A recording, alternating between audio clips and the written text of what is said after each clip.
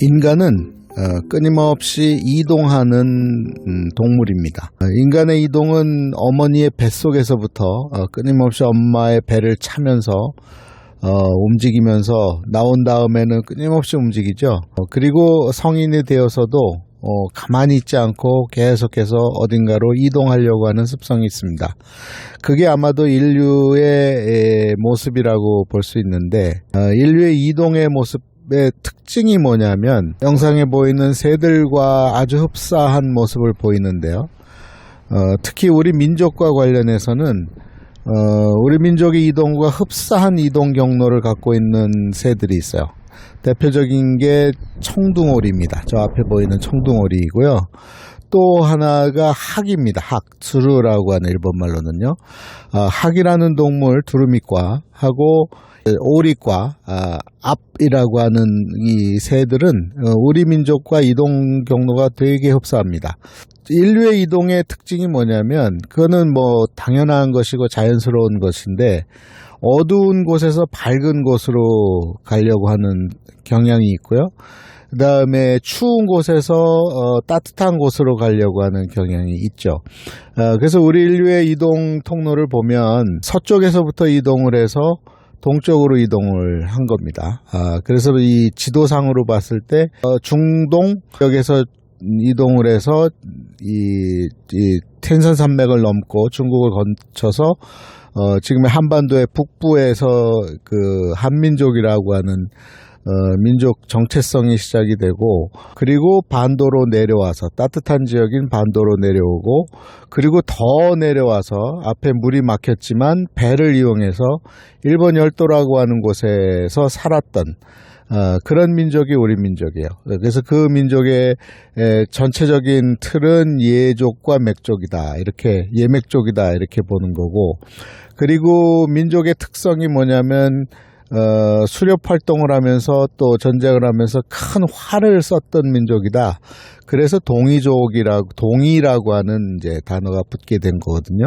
그래서 결국은 우리 민족은 어디까지 왔느냐? 일본 열도에까지 왔고, 일본 열도 다음은 태평양인데 너무 그 다음에는 하와이, 뭐 구암 이렇게 가야 되니까 더 이상 진행을 하지 않았지만, 육로로는 그 추위 가운데에서도 더 진행을 해서 동쪽으로 이동을 해서 결국은 이 베링 해협이라고 하는, 그리고 그 밑에 알류산 열도라고 하는 섬 띠가 이루어진 그 알류산 열도를 넘어서 북미 대륙에까지 와서 살았던 그런 민족이 우리 민족입니다. 우리 민족의 조상들이죠. 3,000년 이상에 걸쳐서 이동을 했던 민족이 우리 민족입니다. 그 가운데 제가 포커스를 두고 있는 것은 일본이라고 하는 땅, 열도 땅에 우리 민족이 그냥 유민으로서 거주했거나 그랬던 것이 아니라 아예 이 일본 땅을 통괄 지배했던 야마토 정권의 구성원들의 핵심이었다 라고 하는 이야기를 계속해서 이야기를 남기고 있습니다. 그래서 그 증거 자료를 뭐 이것저것 다 찾아가고 있는데요. 뭐 지난번에 시간에 얘기했던 대로 음식 문화에서 시작해서 예술, 예능, 또 옷, 복식 문화, 그리고 이제 땅에서 출토되는 물건들을 통해서 과연 그 말이 맞구나라는 것을 계속해서 이야기하고 있습니다. 다시 총괄적으로 좀 이야기를 해보면, 자, 우리 민족이 시작점이 한반도 북부, 지금의 북만주, 장춘, 하얼빈, 송화강 이 지역이었다고 보면, 그래서 거기서 내려와서 국가를 형성을 했고, 그 국가의 이름은 이전에 부여라는 국가가 있었고 고구려라는 국가가 탄생을 하고, 그리고 밑에 내려와서 백제라고 하는 국가가 탄생을 하죠.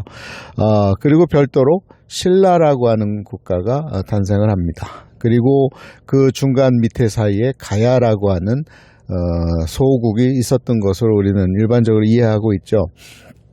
그리고 그 가야 사람들, 신라 사람, 특히 부산 지역에 있었던, 낙동강 지역에 있었거나 또 포항 지역에 있었던, 부산, 포항, 낙동강 지역에 있었던 신라 사람들, 가야 사람들, 그리고 전라도, 충청도에 있었던 백제 사람들이, 백제인들이 한결같이 바다를 건너서 일본 열도 땅, 더 따뜻한 땅, 그리고 더 넓고 비옥한 땅을 찾아서 온 곳이 일본이었다는 거죠. 초기에는 이 각 민족, 국가별, 그 당시에는 국가적인 개념보다는 이제 지역적인 개념이 있었을 텐데, 어쨌든 같은 언어를 사용하는 고구려계 그리고 백제계인들, 그리고 조금 다른 언어라고 생각되지만 의사소통이 되는 신라계, 가야계 사람들이 일본 열도 땅에서 살았는데, 그러다가 이제 하나의 국가 형태를 이루려고 시도한 것이 바로 야마토 정권이에요.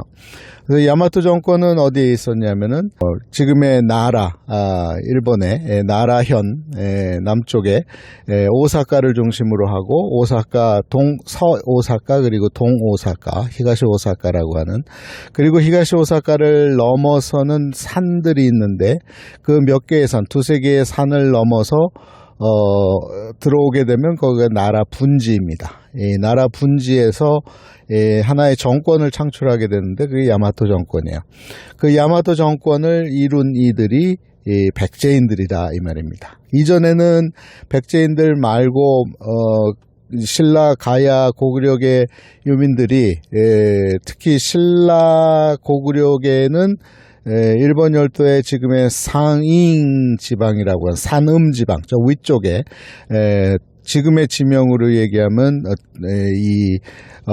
이즈모가 있고, 구이, 그리고 이시카와 이러는 지역, 그리고 시가, 중심은 시가현이라고 하는 곳에 넓은 호수가 있었는데, 그 호수를 중심으로 거주를 하면서 조금씩 남하를 하던 중에 백제에서 건너온 이제 정권을 창출하는, 야마토 정권을 창출하는 이들과 섞여 살면서 힘겨루기를 하는 과정 속에 이제 야마토 정권이 자리를 잡는데, 그때가 언제냐면 백제인들이, 특히 부여 시족인, 부여 성씨를 갖고 있는 부여 시족이 야마토 정권의 핵심으로 들어오는 시기는 유랴크 텐노라고 하는 이름을 갖고 있는 왕, 그리고 이후에 등장하는 이 게이타이 텐노, 개체왕이라고 하는, 이때부터 대왕의 시대가 자리를 잡게 돼요. 이전까지는 그냥 군소 지방의 현 단위, 지금의 한국으로 치면 군 단위의 군수 정도에 해당하는 사람들을 다 왕이라고 했는데, 그게 아니라 그 왕들을 아우르는 대왕의 시대가 시작되는 시점이 400년대가 지나면서야 시작이 됩니다. 그리고 정확히 이제 자리를 잡는 것은 500년. 이 500년대가 시작되면서 반도에 있었던 반도 백제 땅도 그렇고 열도 백제의 땅도 그렇고 기록들이 나오기 시작하고, 그 흔적들을 찾아볼 수가 있어요.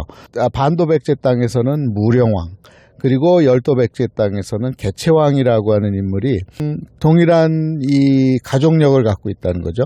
그게 그 아버지를 찾아 올라가면 바로 한 인물로 집약이 되는데, 그게 바로 곤지라고 하는, 여곤이라고 하는, 일본서는 고니키라고 부르는데, 여곤이라고 하는 인물이에요. 이 여곤이라고 하는 인물은 부여씨인데, 그의 아버지는 비유왕입니다. 이때부터 이제 부여씨가 이제 통치를 하게 되는데, 그 이전에 있었던 왕들은 해씨도 있고 진씨도 있고 뭐 여러 성씨가 있는데, 부여씨로 이제 통괄되기 시작하는 시점이 바로 그때가 되어서요. 비유왕 때. 그래서 비유에게는 여러 명의 아들들이 있었어요. 대표적인 역사에 나오는 인물, 계로왕, 그의 동생인 문주가 있어요. 그리고 또 그의 동생인 곤지가 있습니다. 그러니까 비유왕에게는 최소한 서너 명의 아들들이 있었어요. 계로왕의 이야기가 역사에 나옵니다. 475년에 아차산이라고 하는 곳에서 고구려 장수왕의 침공을 받고 목숨을 잃게 되는 왕이 계로, 그가 비유의 아들이에요.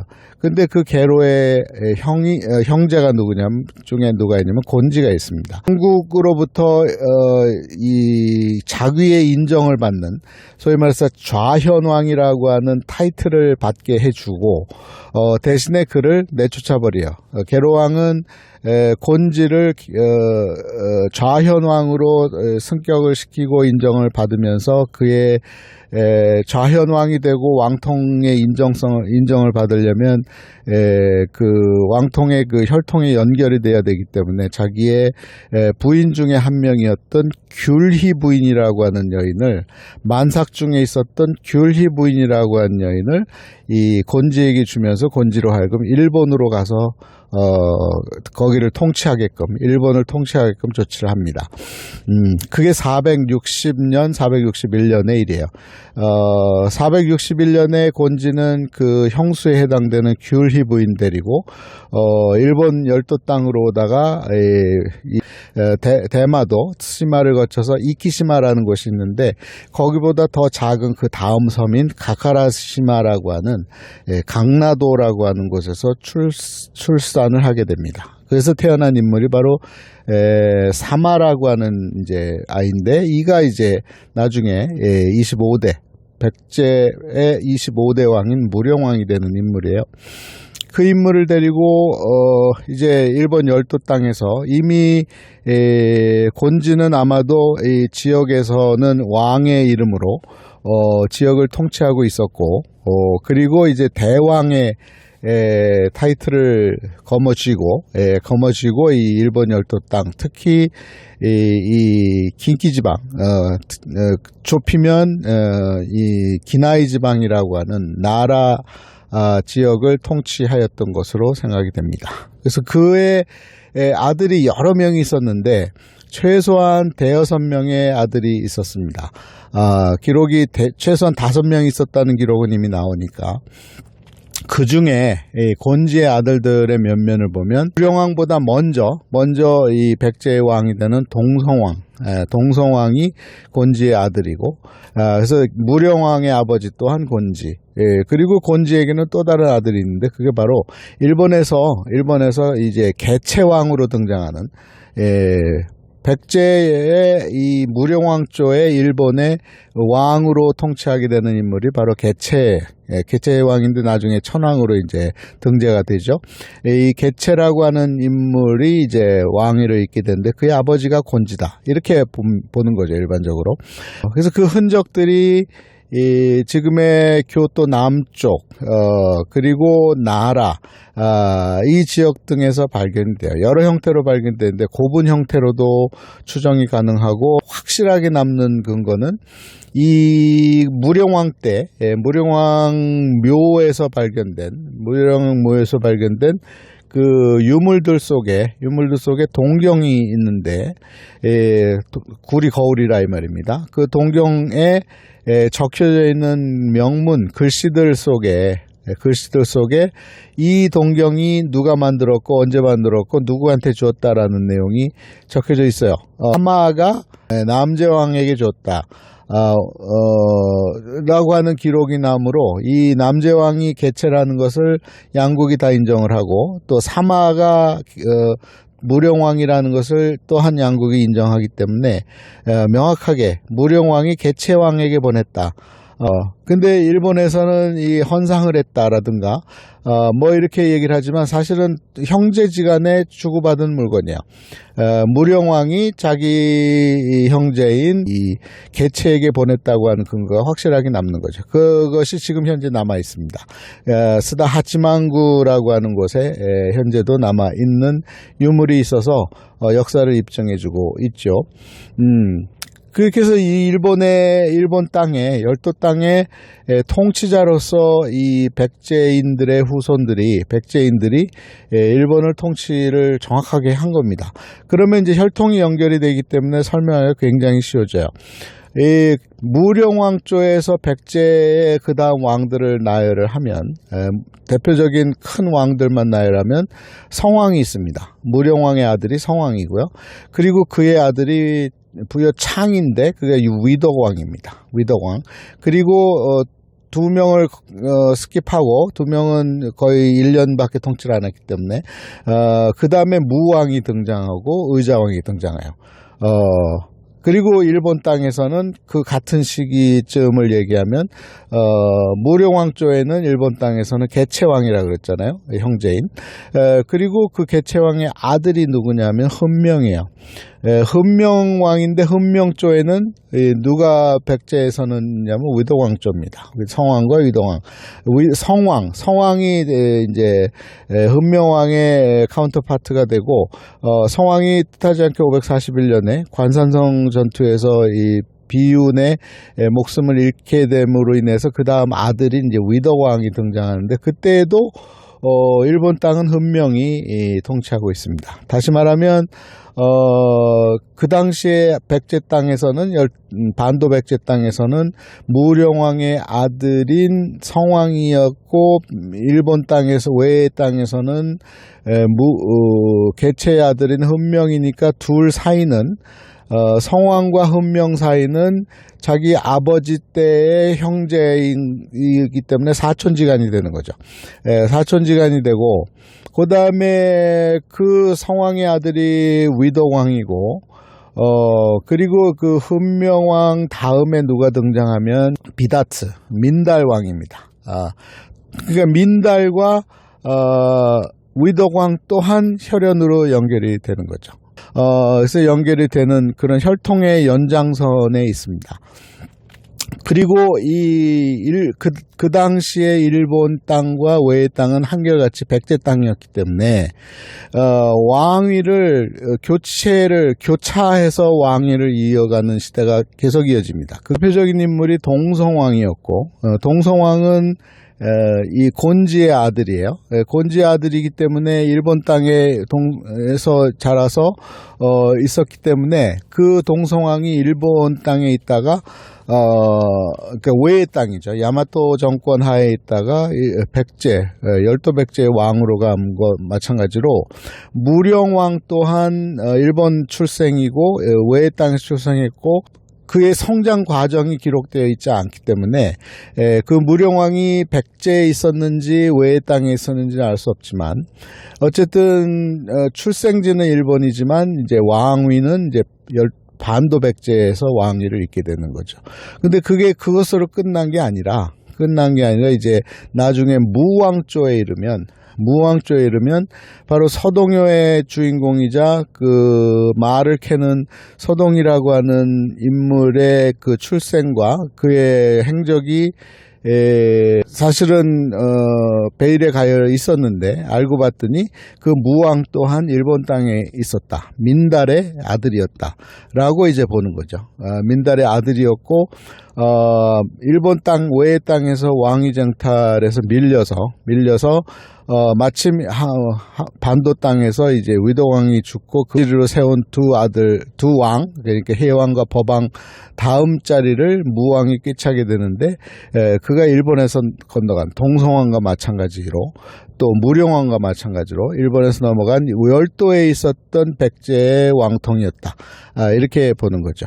그래서 그 무왕의 혈연상의 아들이 의자왕인데 그 의자왕 역시도 일본 땅에 있었는데 외의 땅에 있었는데 그게 누구냐면은 바로 이 조메이 텐노 서명 천왕으로 잠시간 일본 외를 통치하다가 아버지 무왕이 급서하고 같은 해에 바로 일본 땅에서 자기 왕위를 부인에게 위임하고 반도 백제 땅으로 넘어가서 의자왕으로 등극하게 되는 그 인물이라 이 말이죠. 그러니까 일본의 야마토 정권 이렇게 통일하죠. 야마토 정권 저는 그걸 예모토 정권이라고 얘기했는데 예족과 맥족이 지배한 정권이다. 그래서 예모토 정권이라고 얘기했는데 이 정권의 핵심이 다 백제인이었고 백제의 왕실이었고 그 왕실은 반도 땅에서나 열도 땅에서 교차하면서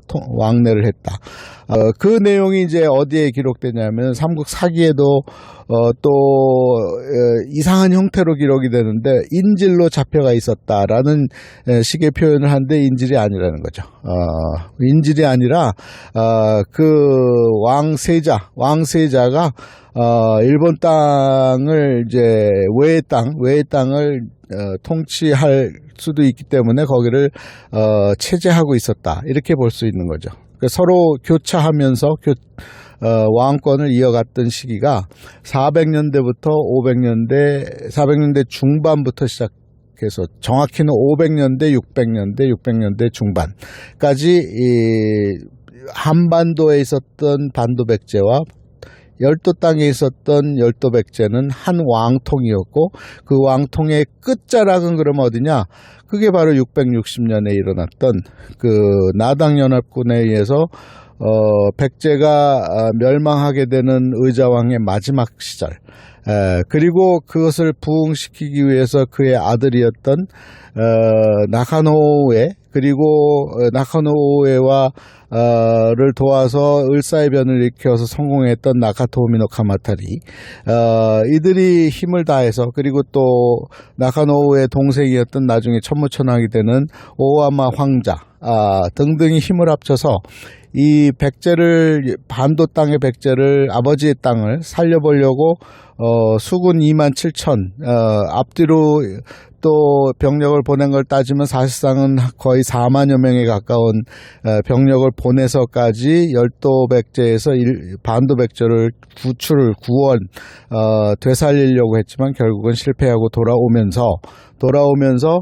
이제 나카노우에는 천지천왕으로 등장을 하고요. 천지천왕으로 등극을 하지만 오래 가지 못하고 그의 아들에게 왕위를 물려줬지만 그 동생인 바로 천무천왕이 이제 왕위를 쥐면서 이 천무천왕 때부터 급선회, 완전히 선회, 열도에 백제가 있었는데 그 백제와 반도에 백제가 있었는데 그 백제와 열도에 있었던 백제는 전혀 관련이 없었던 것처럼 새로운 국가 체계를 만들기 시작하는 거야. 그래서 701년부터는 일본이라고 한 나라는 반도에 있었던 백제와는 전혀 관련이 없는 새로운 국가다라고 그 국가의 모델을 수나라에 이어서 당나라의 모습으로, 당나라 체계로 이제 갖추어가면서 독자적인 국가 형태를 이루고 나가는 것이 바로 현재 이루고 있는 일본국이라고 하는 법령 체계, 모든 군사나 그리고 지방자치단체 체계를 독자적으로 만들어서 이제까지 왔기 때문에 지금을 살아가는 우리들은 열도에 있었던 백제가 존재한 것조차도 알 수가 없었고, 그리고 어느 누구도 그것을 언급하지 않았었기 때문에 지금 2020년대에 와서 제가 이런 이야기를 하니까 굉장히 생소한 거예요. 이상하게 들릴 수도 있고 궤변처럼 들릴 수도 있고 뚱딴지 같은 이야기도 들릴 수 있지만 자세히 들여다보면 제 말이 맞다라는 것을 여러 형태로 지금 찾아내고 있습니다. 일본에 전해준 백제 반도 땅에서의 우리 민족의 영향들, 일본에 있었던 백제인들의 이야기들을 계속해서 찾아가고 있습니다. 그래서 이런 찾아가는 노력은 시간이 있을 때마다 계속된다, 이렇게 말씀드립니다.